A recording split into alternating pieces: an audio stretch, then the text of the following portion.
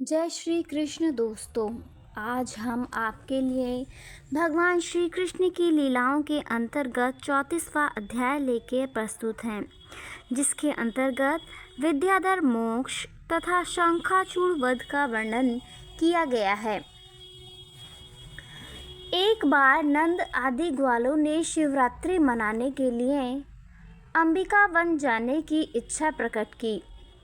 रासलीला शरद ऋतु में संपन्न हुई थी और उसके बाद दूसरा बड़ा महोत्सव होली और डोल यात्रा होता है। डोल यात्रा तथा रासलीला के मध्य एक महत्वपूर्ण उत्सव मनाया जाता है जिसे शिवरात्रि कहते हैं, जो शिवजी के भक्तों या शैवों द्वारा ही संपन्न की जाती है। किंतु कभी कभी वैष्णव भी इस उत्सव को मनाते हैं, क्योंकि वे शिव को परम वैष्णव मानते हैं। किंतु भक्तों या कृष्णों के द्वारा शिवरात्रि का यह समारोह नियमित रूप से नहीं मनाया जाता। ऐसी परिस्थिति में श्रीमद् भागवत में बताया गया है कि नंद महाराज समेत ग्वालों ने एक बार इच्छा की। इसका यही अर्थ होता है कि वे शिवरात्रि उत्सव को नियमित रूप से नहीं मनाते थे, किंतु एक बार वे उत्सुकतावश अंबिका वन जाने के इच्छुक हुए। अंबिका वन गुजरात प्रदेश में कहीं पर है। कहा जाता है कि यह सरस्वती नदी के तट पर स्थित है, किंतु गुजरात प्रदेश में सरस्वती नाम की कोई नदी नहीं है। वहाँ की एकमात्र नदी साबरमती है। भारत के सारे महान तीर्थ स्थान गंगा, यमुना, सरस्वती, नर्मदा, गोदावरी, कावेरी आदि उत्तम नदियों के तट पर स्थित हैं। अंबिका वन सरस्वती नदी के तट पर स्थित था और सारे ग्वाले तथा नंद महाराज वहां गए। उन्होंने शिवजी तथा अंबिका की मूर्तियों की पूजा अत्यंत भक्तिभाव से प्रारंभ कर दी। यह सामान्य प्रथा है कि जहाँ कहीं भी शिवजी का मंदिर होता है, वहीं अंबिका का भी मंदिर होता है, क्योंकि अंबिका शिवजी की पत्नी हैं और स्त्रियों में पतिव्रता हैं। वे अपने पति से संग से पृथक नहीं रहती।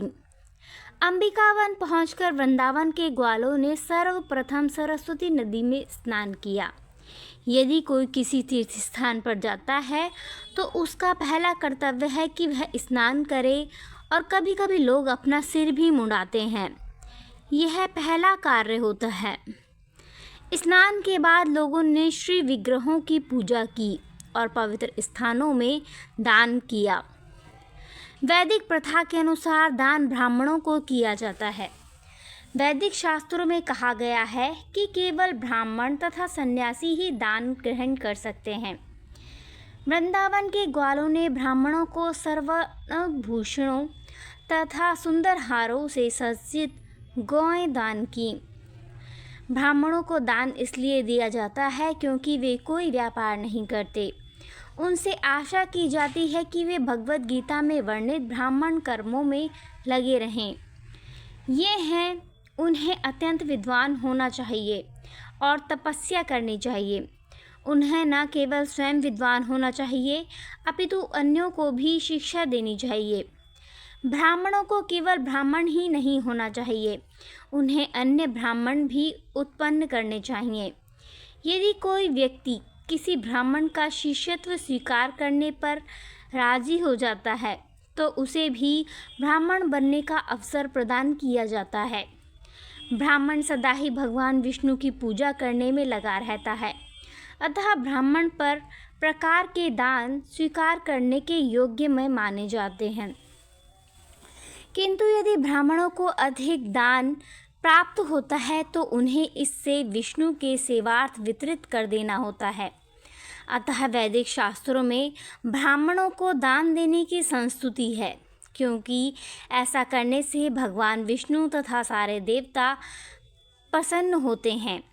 सारे यात्री स्नान करते हैं, श्री विग्रह को पूजते हैं और दान देते हैं।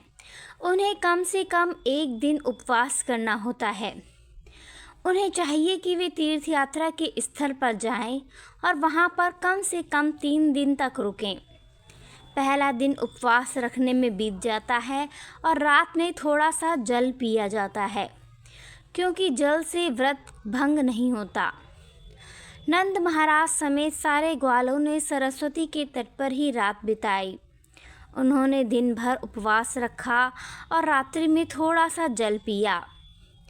किंतु जब वे विश्राम कर रहे थे तो पास के जंगल से एक विशाल सर्प निकलकर उनके समक्ष प्रकट हुआ और भूख के मारे नंद महाराज को निगलने लगा। नंद असहाय होकर चिल्लाने लगे, बेटे कृष्ण, आओ, इस संकट से मुझे उबारो। यह सर्प मुझे निगलने जा रहा है। जब नंद ने टेर लगाई तो सारे ग्वाले जग गए और उन्होंने सारी घटना देखी। उन्होंने तुरंत जलते लड्डू उठा लिए और वे उन्हीं से सर्प को मारने लगे। किंतु तब भी सर्प नंद महाराज को निगलना नहीं छोड़ रहा था। उस समय कृष्ण उस स्थान पर प्रकट हुए और सर्प को अपने चरण कमलों से छुआ। पाँव का स्पर्श पाते ही उसने अपना रेंगता हुआ शरीर त्याग दिया और एक अत्यंत सुंदर देवता के रूप में प्रकट हुआ, जिसका नाम विद्याधर था। उसका शरीर इतना सुंदर था कि वह पूजा योग्य लगता था। उसके शरीर से कांति तथा तेज फूट रहा था।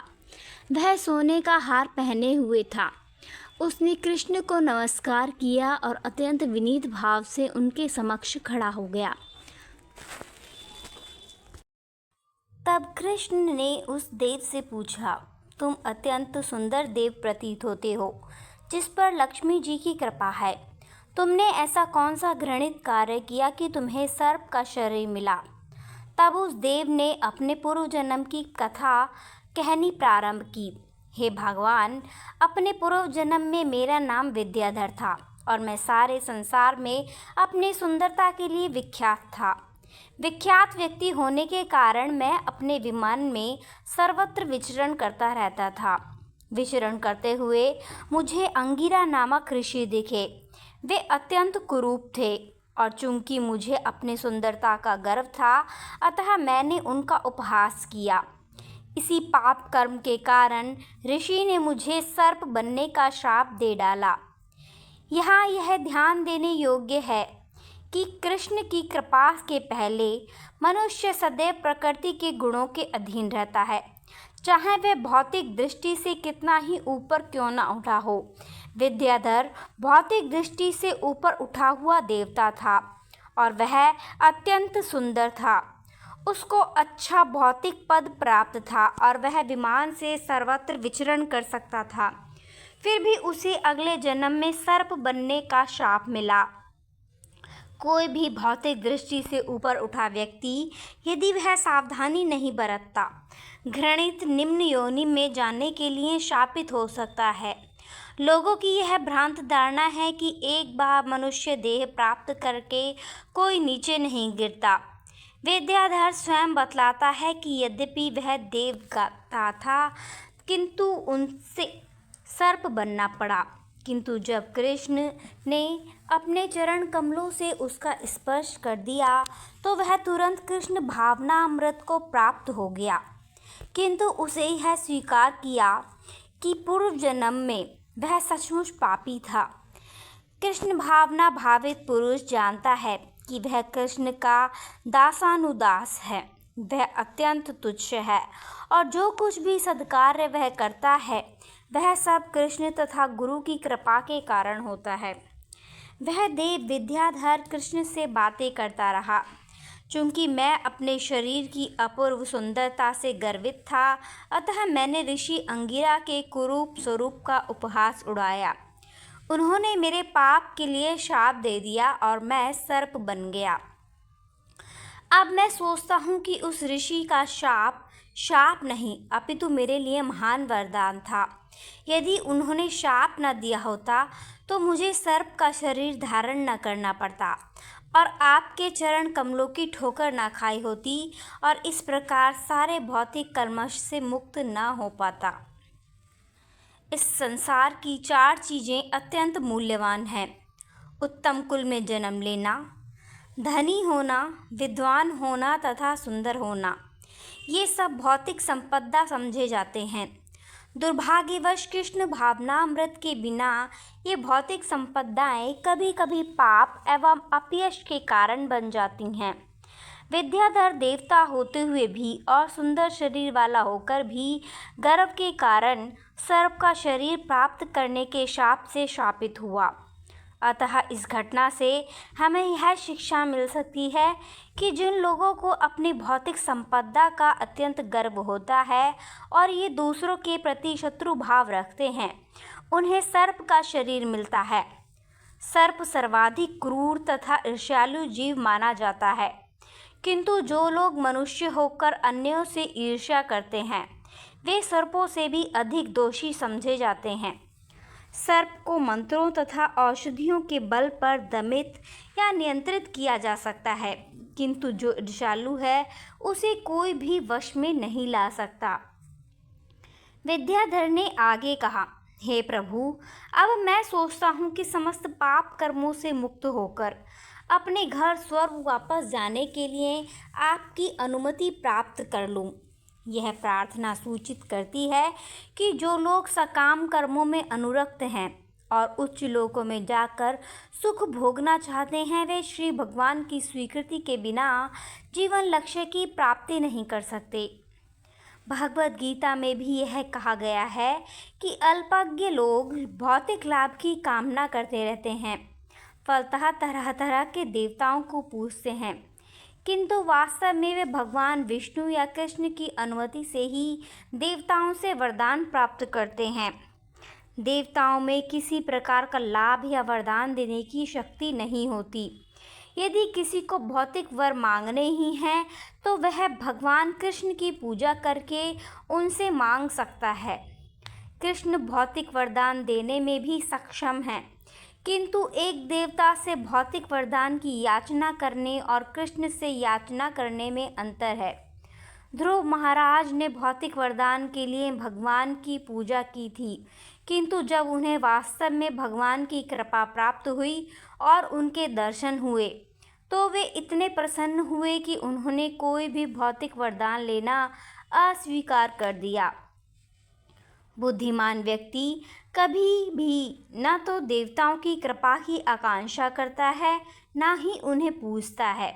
वह सीधे कृष्ण भावना भावित बन जाता है, और यदि उसके मन में किसी भौतिक लाभ की कामना होती भी है तो वह देवताओं से न मांगकर कृष्ण से मांगता है। विद्याधर, जो स्वर्ग वापस जाने के लिए कृष्ण की अनुमति की प्रतीक्षा कर रहा था, बोला, आपके पाद स्पर्श से मैं सभी प्रकार की भौतिक पीड़ाओं से मुक्त हो गया हूँ। आप योगेश्वर हैं, आप आदि श्री भगवान हैं, आप समस्त भक्तों के स्वामी हैं, आप स्वर्ग के स्वामी हैं। अतः मैं आपकी अनुमति चाहता हूँ, आप मुझे पूर्णतः शरणागत बना लें। मैं भली भांति जानता हूँ कि जो आपके पवित्र नाम का निरंतर जप करता है वह समस्त पापों के फलों से मुक्त हो जाता है, और जिन लोगों को साक्षात आपका चरण स्पर्श प्राप्त हो वो तो निश्चित रूप से मुक्त हो जाते हैं। अतः मेरा दृढ़ विश्वास है कि आपके दर्शन से तथा चरण स्पर्श से मैं ब्राह्मण श्राप से मुक्त हूँ।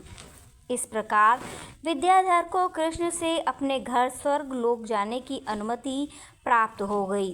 इस अनुमति को प्राप्त करने के बाद उसने भगवान की परिक्रमा की और प्रणाम करके वह अपने स्वर्ग धाम को चला गया। इस प्रकार नंद महाराज भी सर्प के द्वारा निगले जाने से बच गए। सारे ग्वाले शिव तथा अंबिका का पूजन करने के पश्चात वृंदावन लौटने की तैयारी करने लगे। लौटते समय उन्हें कृष्ण के अद्भुत कार्यकलाप याद आते रहे।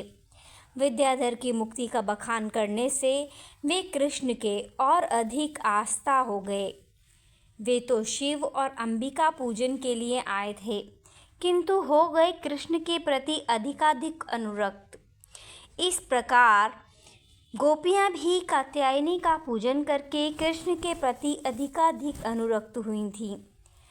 भगवद गीता में कहा गया है कि जो लोग ब्रह्मा, शिव, इंद्र तथा चंद्र जैसे देवताओं की पूजा किसी स्वार्थ से करते हैं, वे अल्पज्ञ हैं और वे जीवन के वास्तविक उद्देश्य को भूल गए हैं। किंतु वृंदावन के ग्वाले सामान्य व्यक्ति न थे। उन्होंने जो कुछ किया कृष्ण के लिए किया। यदि कोई ब्रह्मा तथा शिव की पूजा कृष्ण के प्रति अनुराग बढ़ाने के लिए करता है तो वह मान्य है, किंतु यदि कोई निजी लाभ के लिए देवताओं के पास जाता है तो वह निंदनीय है। इस घटना के पश्चात एक सुहानी रात में कृष्ण तथा उनके अग्रज बलराम, जो अकहनीय रूप से शक्तिशाली हैं, दोनों ही वृंदावन के जंगल में गए। उनके साथ व्रजांगनाएं भी थीं और वे वहां परस्पर मंगल मनाने लगे। व्रजांगनाएं सुंदर वस्त्र से आभूषित थीं। वे चंदन का लेप किए थीं और फूलों से सजी हुई थीं। आकाश में चंद्रमा चमक रहा था और उसके तारों चारों ओर टिमटिमा रहे थे। मंद वायु बह रही थी जिसमें मल्लिका पुष्पों की सुगंध मिश्रित थी और भौरे इस गंध के पीछे पागल हो रहे थे। इस मनोहर वातावरण में कृष्ण तथा बलराम दोनों मधुर स्वर में गाने लगे। बालाएं उनकी स्वर लहरी में ऐसी लीन हुईं कि वे अपनी सुधि बुधि खो बैठीं। उनके केश खुल गए, वस्त्र शिथिल पड़ गए और उनकी मालाएं पृथ्वी पर गिरने लगीं। जब वे इस प्रकार तल्लीन थीं और प्रायः मदांध थीं, तो कुबेर का एक असुर पार्षद वहां प्रकट हुआ। इस असुर का नाम शंखाचूड़ था, क्योंकि इसके मस्तक पर शंख की आकृति की एक मणि थी। जिस प्रकार कुबेर के दोनों पुत्रों ने अपने ऐश्वर्य के मद में नारद की परवाह नहीं की थी, उसी प्रकार शंखाचूड़ अपने ऐश्वर्य से इतराया हुआ था। उसने सोचा कि कृष्ण तथा बलराम सामान्य ग्वाले हैं, जो अनेक सुंदर लड़कियों के साथ आनंद मना रहे हैं। सामान्यतया भौतिक जगत में धनवान व्यक्ति सोचता है कि सुंदर स्त्रियों का भोग उसे ही करना चाहिए। शंखाचूड़ भी यही सोच रहा था, क्योंकि वह कुबेर के धनाढ्य परिवार का था। अतः कृष्ण तथा बलराम को नहीं, अपितु उसे ही इतनी सुंदर बालाओं का आनंद लूटना चाहिए। अतः उसने उन पर आक्रमण करने का निश्चय किया। वह कृष्ण, बलराम तथा व्रजांगनाओं के समक्ष प्रकट हुआ और उन सुंदर लड़कियों को उत्तर की ओर ले चला। कृष्ण तथा बलराम के होते हुए वह उन पर इस प्रकार रौब जमा रहा था, मानो वह उनका स्वामी तथा पति हो। शंखाचूड़ इस प्रकार अपहरण की जा रही व्रजबालाएं रक्षा के लिए कृष्ण तथा बलराम का नाम ले लेकर पुकारने लगीं। दोनों भाई अपने हाथ में सार की लंग लेकर उसका पीछा करने लगे। वे गोपियों से कहते जा रहे थे, डरना नहीं, हम इस असुर को दंड देने के लिए तुरंत आ रहे हैं। और वे तुरंत शंखासुर के पास पहुंच गए। जब शंखाचूड़ ने देखा कि दोनों भाई अत्यंत बलवान हैं, तो वह डर के मारे गोपियों को छोड़कर अपनी जान लेकर भागा, किंतु कृष्ण ने उसे जाने नहीं दिया। उन्होंने बलराम को गोपियां सौंप दी और स्वयं जहाँ जहाँ शंखाचूड़ भागा उसका पीछा करते रहे। कृष्ण जी उसके सर के शंख सदृश मणि को लेना चाह रहे थे। थोड़ी दूर तक पीछा करने के बाद उन्होंने उसे पकड़ लिया और मुट्ठी से उसके सिर पर प्रहार करके उसे मार डाला। फिर उन्होंने वह मणि ले ली और वापस चले गए। उन्होंने समस्त व्रजांगनाओं की उपस्थिति में वह मणि अपने भाई बलराम को सौंप दी। इस प्रकार लीला सर्वोच्चतम भगवान श्री कृष्ण की कथा विद्याधर मोक्ष तथा शंखाचूड़ वध नामक 34वें अध्याय का भक्ति वेदांत तात्पर्य पूर्ण हुआ। जय श्री हरि, जय श्री हरि। धन्यवाद।